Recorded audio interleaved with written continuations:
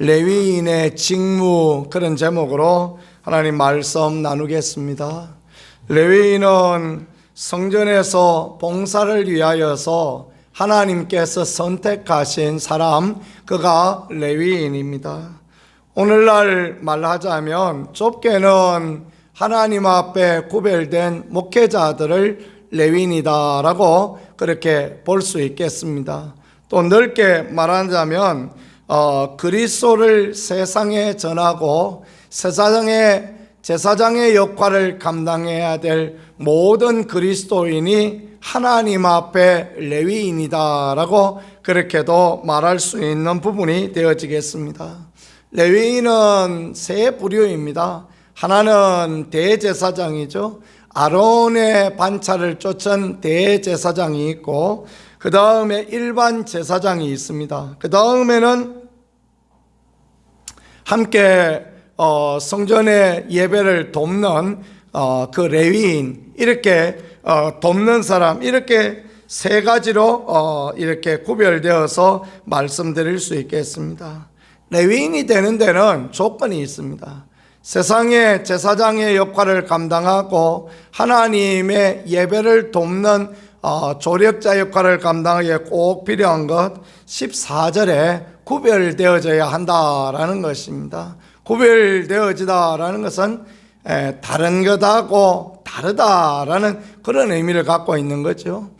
성도는 세상과 달라야 되며 목회자 역시 마찬가지입니다. 세상과 다른 삶을 살아가는 것, 그것은 성도에게나 목회자에게나 필요한 부분인데, 특별히 목회자가 되어진다라는 것은 구별되어지는 것이 꼭 필요한 그런 부분이 되어지겠습니다. 누가 뭘 구별해서 좀 더 갖다 주고 이런 데 구별된 것이 아니라, 세상을 따라가지 아니하고 육신을 따라가지 아니하고 하나님의 말씀을 따라간다는 의미에서 구별됨, 그것은 목사에게 또 성직자에게 꼭 필요한 부분이며 또 성도에게 꼭 필요한 그런 부분이다라고 생각해 볼 수 있겠습니다. 그 다음에 보니까 정결하게 하라 그렇게 말씀합니다. 정결하게 하고 또 요제로 드린 후에 봉사하게 하라 그렇게 말씀했어요. 그러니까 레위인이라 할지라도 제사장이라 대제사장이라 할지라도 그냥 제사 드리지 않습니다. 자기를 위하여서 속죄의 제사를 하나님 앞에 드립니다.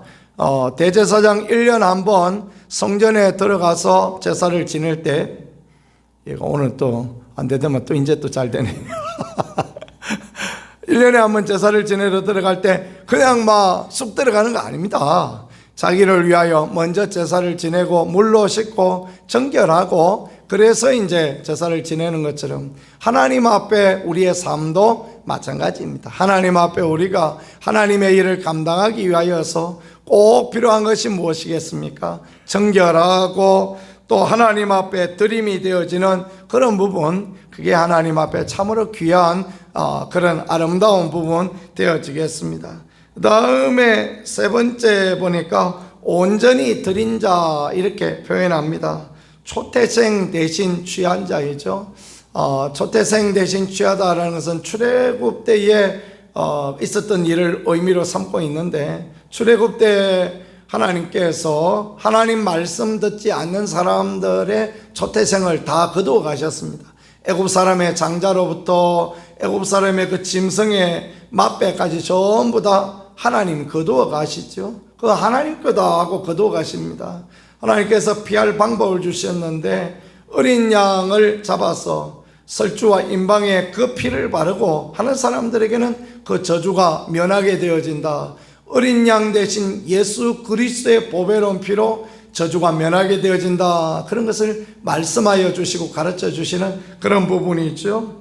그런데 그 어린 양의 피로 하나님 앞에 대속되어진 그 초태생이 거룩하고 하나님 것이기 때문에 초태생 대신에 하나님께서 레위인을 성별하여서 하나님 앞에 드리라 그렇게 말씀하는 것입니다. 첫 열매를 하나님 앞에 드리는 것 참 하나님 앞에 귀하고 아름다운 그런 부분이 되어지겠습니다. 이전에 보니까 제가 섬기던 그 계룡 장로교회라는 교회에서 김신희 목사님이라는 분 계셨는데, 그분이 원래는 그 교회 담임 목사님이셨습니다. 그런데 이제 거기가 기도원이었었는데 이제 통합적 교회로 바꾸어지면서 담임 목사님이 새로 왔어요. 이분은 이제 부목사로 이제 내려앉으신 것이죠. 그러는데 그러면서 새로 이렇게 교회가 이루어지고 처음 사례를 받으시는데, 그분은 첫 열매다 해서 첫 번째 사례를 하나님 앞에 드리더라고요. 그 모습을 보면서 참 귀하다라는 것을 생각했습니다. 우리가 그게 쉽지 않지 않습니까? 목구멍이 포도청이라 안 먹고 살 수가 있습니까?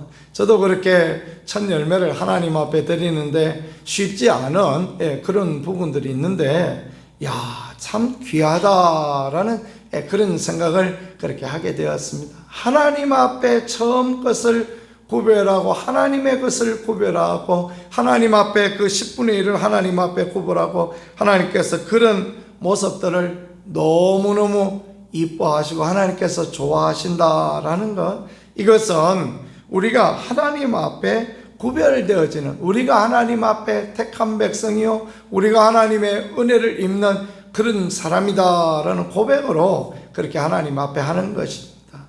하나님께서 여리고성을 점령했을 때 하나님께서 아무것도 백성에게 못 가지게 하시죠. 그 넓은 여리고에 그 많은 물건들 누군들 탐이 안 났겠습니까? 하나님께서 아무도 못 가지게 하십니다. 그게 첫 열매이기 때문에 그렇습니다.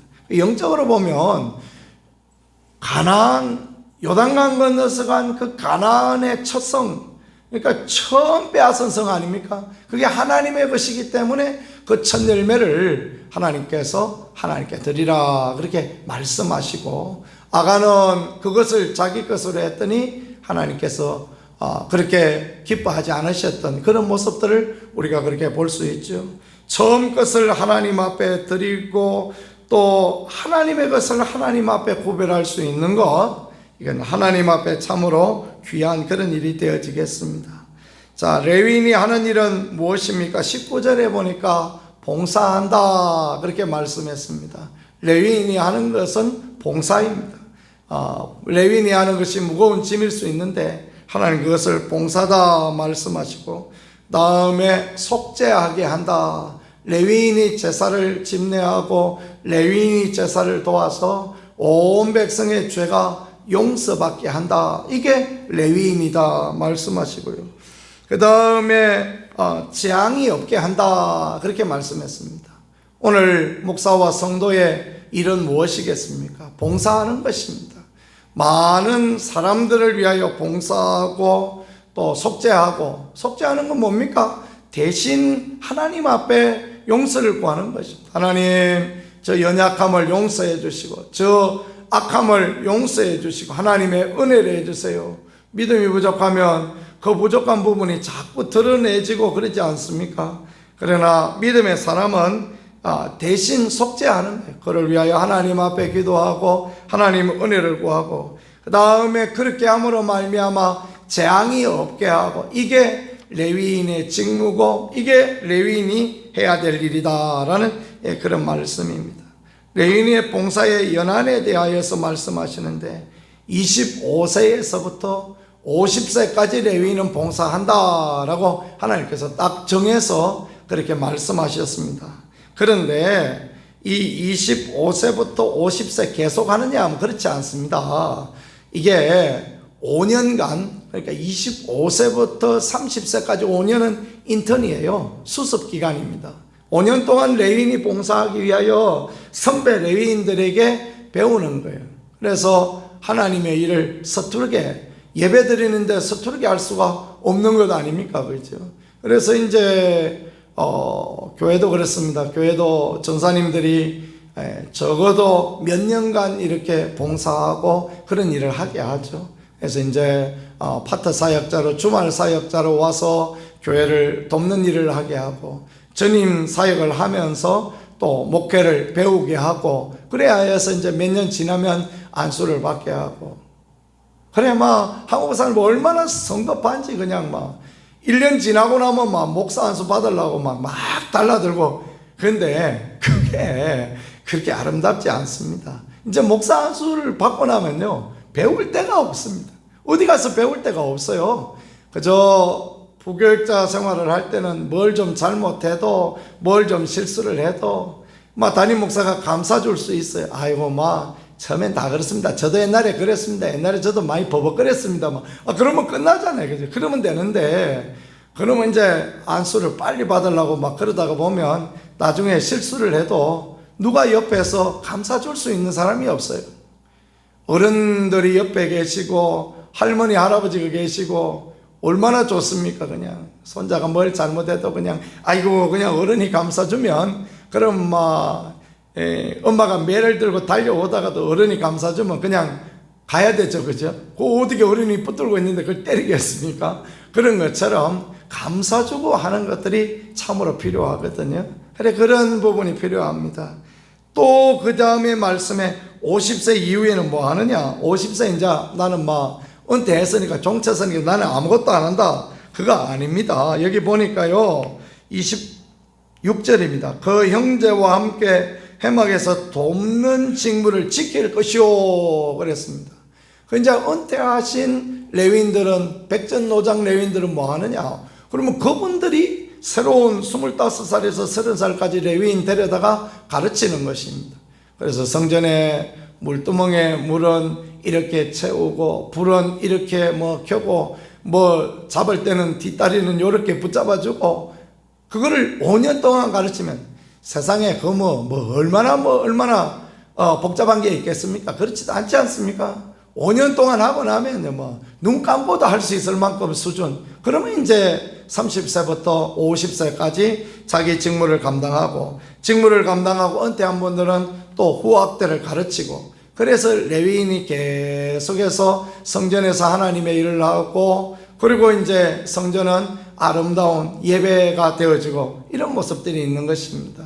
오늘날도 마찬가지입니다. 우리가 믿음의 선배로서 우리가 하나님 앞에 넓은 의미의 레위인으로서 하나님 앞에 우리가 해야 될 일 그것은 무엇이겠습니까? 구별되고 또 봉사자로 하나님 앞에 정결하고 온전히 하나님 앞에 드린 자로서 그렇게 자기 자리에 서며 봉사의 직무를 감당하고 속죄하고 다른 사람들이 하나님 앞에 벌을 받지 않도록 그렇게 위하여 좋은 길로 이끌어가고 또 은퇴하고 내 일을 마치고 난 뒤에는 후배를 양성하고 이런 모습들이 참으로 귀하다라는 것입니다. 흔히 도제 교육 그런 표현을 쓰는데 쉽게 말하자면 어깨너머 교육입니다. 어깨너머 통하여서 말씀을 배우고 신앙생활은 어떻게 하는지 배우고 기도하는지도 어떻게 하는지 배우고 전도하는지도 어떻게 하는지 배우고 사실 교회에서 성경 공부하고 가르치고 그런 거 별로 안 해도 교회 안에 믿음의 선배들을 통하여서 얼마든지 배울 수 있어요. 그렇게 그냥 잘 배우고 충성스럽게 하고 얼마든지 하나님의 교회가 아름답게 그렇게 써갈 수 있더라고요. 제가 그 봉사했던 계룡장로교회는 성경 공부를 하나도 하지 않았습니다. 1년 가도 성경 공부 프로그램 하나도 없습니다. 특별히 교회에서 하는 것이 없습니다. 그냥 예배만 드립니다. 예배 드리고 때 되면 전도하는 날 화요 전도 모임에서 전도하러 나가고 옛날 기도원 식구들은 또 저녁에 기도하는 걸 또 그 사람들은 몸에 배어 있어요. 그분들은 지하에 소예배실에 와서 저녁에 그냥 요마치 와서 기도합니다. 그냥 나와서 대여섯 명 딱 나와서 저녁마다 기도해요. 그러면 이제 부교육자들이 그분들과 함께 기도하고 또 새벽에 기도하는 게 몸에 배인 분들은 새벽에 기도하고 모여서 구역 예배 드리고 또 여름에 특별히 전교인 수련회 하고 그러는데도요 아주 교회가 아름답게 착실하게 잘 성장하고 믿음의 본보기를 보이는 귀한 분들의 본을 따라서 열심히 믿음으로 이렇게 잘 살아가고 그렇게 교회가 뒷말 없고 조용하고 아름다울 수가 없어요. 그러니까 교회가 계속해서 성장하고 또 성장하고 그런 모양들을 이렇게 볼 수 있더라고요. 우리 교회도 저는 참 감사한 건 우리 장로님들이나 우리 권사님들이 귀한 믿음의 모습들을 보이고 있으니 하나님 은혜 주시고 또 복 주시고 우리 교회가 하나님의 은혜 가운데 잘 되어지리라 그렇게 생각합니다. 믿음으로 우리가 선한 본보기를 보이고 그 봉사하고 재앙이 임하여지지 않도록 위하여 기도하고 이런 것들 하나님 앞에 얼마나 복된지 모르겠습니다. 오늘도 주님이 우리에게 맡겨주신 귀한 사명 잘 감당하고 축복과 은혜의 귀한 하루 살아가는 우리가 되어질 수 있기를 우리 주 예수 그리스도 이름으로 간절히 축복합니다. 말씀을 생각하면서 하나님 앞에 기도하겠습니다. 주님, 우리가 하나님 앞에 레위인 되게 해주세요. 주님, 우리가 하나님을 기쁘시게 하는 봉사자, 하나님 앞에 아름다운 믿음의 사람 되어질 수 있게 축복하여 주세요. 하나님의 마음을 기쁘시게 하는 거룩한 은혜의 사람들이 되어질 수 있도록 하나님 역사하여 주시고 인도하여 주옵소서. 우리 두 손 들고 주여 문하고 같이 기도하겠습니다. 주여.